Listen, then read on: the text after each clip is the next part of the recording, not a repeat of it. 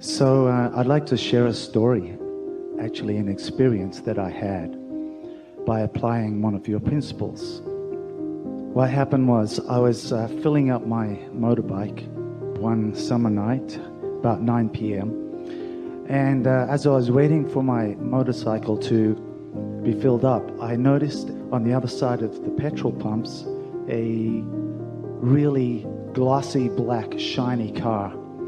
And it caught my attention. So while I was waiting for the bike to be filled up, I meandered around the other side to get a closer look.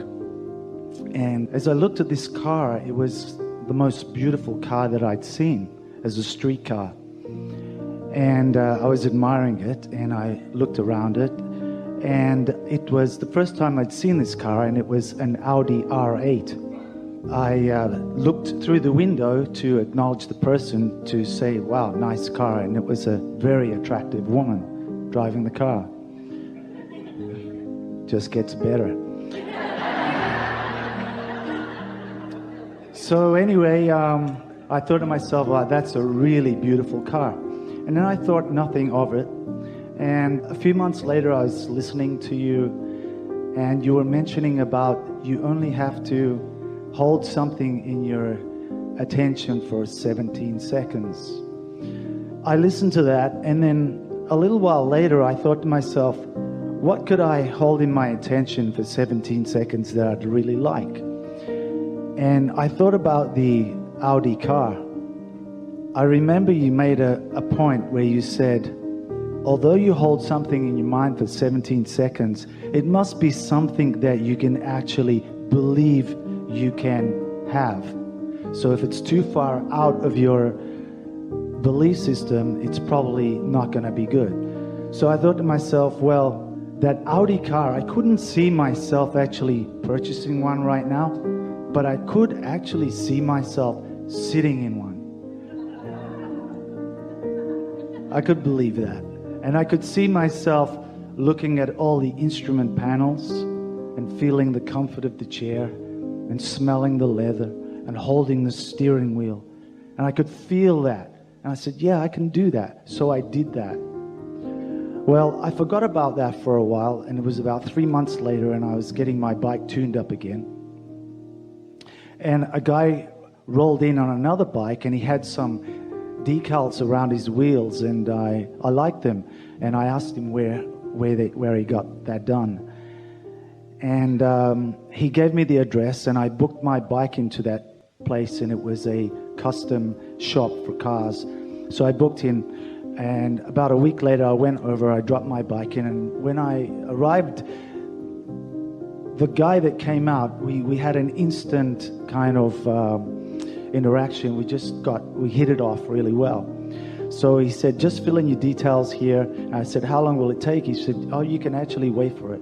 So I was just waiting, and I was looking around the workshop as I was waiting, and there was a picture on the wall of an Audi R8, and I was looking at it, really focused on it, and he came over my right shoulder and he said, isn't that a great car? And I said, yeah, it's the sexiest street car I've ever seen.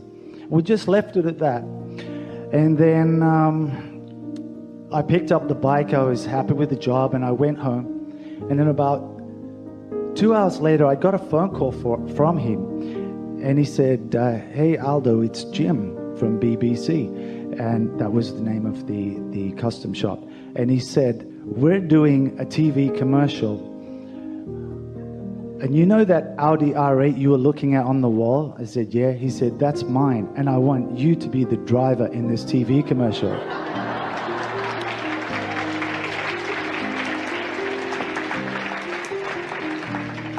So, of course, there was no hesitation about that. They arranged the day, and I was in the car, and the film crew was all around, and, you know, it was a pretty big production.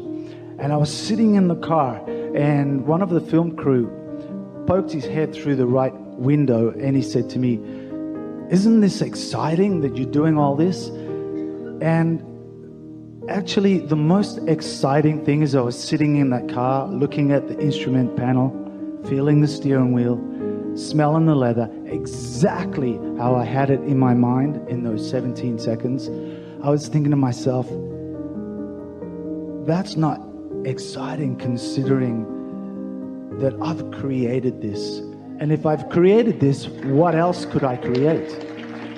So for me, that was a real confirmation on that principle worked. And there's a TV commercial with me in it driving the car. And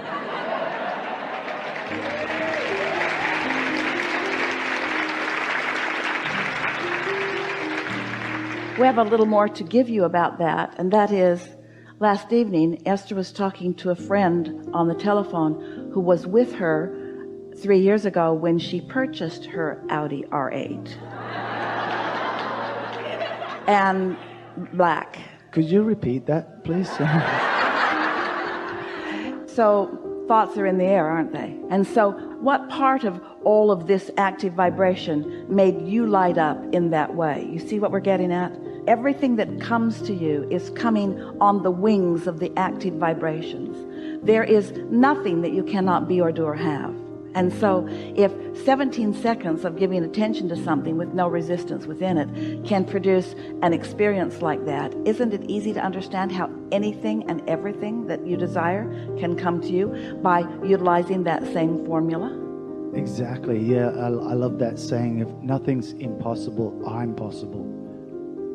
So that just made, to me, that just, it's like, okay, where do we start? Well, there are some things that we want to emphasize here because everyone really enjoyed the unfolding of your story. But we want to emphasize some important points. And the most significant thing that many of you felt as you were relaying what happened was the pleasure that you were taking along the way. The willingness to allow things to unfold. The willingness to let it be whatever it was being. You were taking pleasure from where you were. You were not lamenting what wasn't happening. You were looking for the pleasure where you were. And so you were actually encouraging and increasing unfolding of something. And that really is the art of allowing. That really is the art of deliberate creation. It's about being satisfied with what is.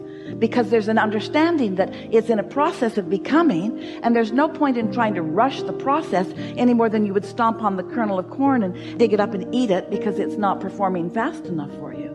And so by feeling satisfaction about whatever is, you were satisfied as you were there with your bike. You were satisfied with what you saw. You felt an impulse to appreciate and did. You acknowledged how beautiful it was, and there was not angst or jealousy or discord in your vibration, which led to the next impulse and timing. Timing of impulses is everything. The impulse and then the timing when you act upon the impulse, so that you actually rendezvoused with someone who could lead you someplace, who could lead you someplace, who could lead you someplace. And can you feel that in every bit of that, every part of the story that you told, what was the presiding emotion that was within you? It was one of satisfaction and or appreciation. Ease.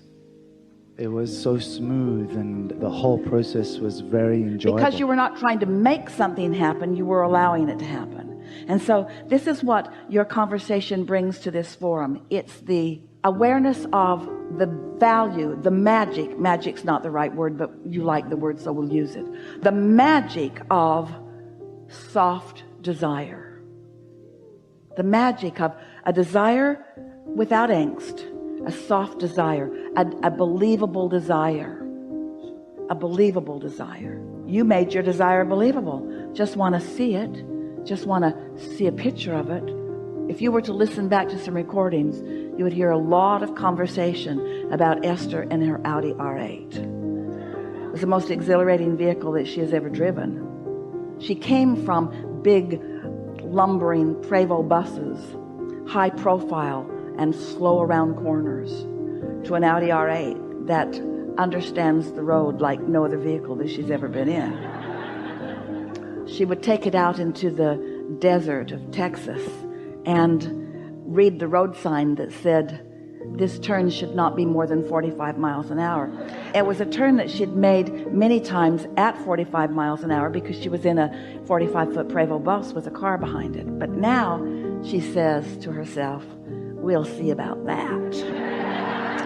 So takes the turn at 55 and doesn't even know it's a turn. Takes it at 65, still doesn't even know that it's a turn. She's thinking someone should take that sign down.